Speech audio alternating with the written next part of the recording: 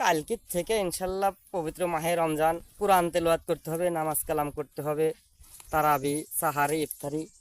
দেখা যাচ্ছে সবগুলো কাজের সময় পাওয়া যাবে না। আজকে বইটা একটু ভালো করে দেখে যাই, সব সময় তো আসতে পারবো না মাঠ দেখতে, তো একটু দেখে যাই মাহে রমজান এর আগের দিনে। চাচার তো নামাজ রোজা করতে দেওয়া যাবে না।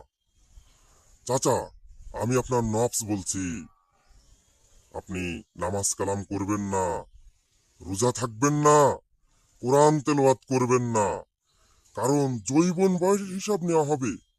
আপনি তো বৃদ্ধ হয়ে গেছেন। আপনি যদি এখন নামাজ রোজা করেন তাহলে আপনি অসুস্থ হয়ে পড়বেন। হে আল্লাহ, তাহলে কি শয়তান আমাকে ধোঁকায় ফেলাচ্ছে? আমি তো শুনেছি রমজান মাসে একটি ফরজ কাজ করলে 70টি ফরজ কাজের সমান সওয়াব হয়, একটি নফল কাজ করলে 70টি নফলের সওয়াব হয়। আল্লাহ মৃত্যুর পর কবরে যে সময় একা একা রেখে আসবে, সে সময় পবিত্র মাহে রমজান, রমজানের রোজা যারা থাকবে যুবক হয়ে দাঁড়িয়ে বলবে, হে ফেরেশতারা, আমরা এই আদম সন্তানের কাছে কোনো প্রশ্ন করতে দেব না, প্রশ্ন যা আছে আমার কাছে করো। কোরআন তেলাওয়াত যুবক হয়ে দাঁড়াবে, হে আদম সন্তান, এই আদম সন্তানের কোনো প্রশ্ন করা যাবে না, প্রশ্ন যা করবে আমাদের কাছে করো। ফেরেশতারা বলবে, হে আল্লাহ, দুই যুবক এসে দাঁড়িয়ে গিয়েছে, তারা মাইয়াতকে প্রশ্ন করতে দেবে না।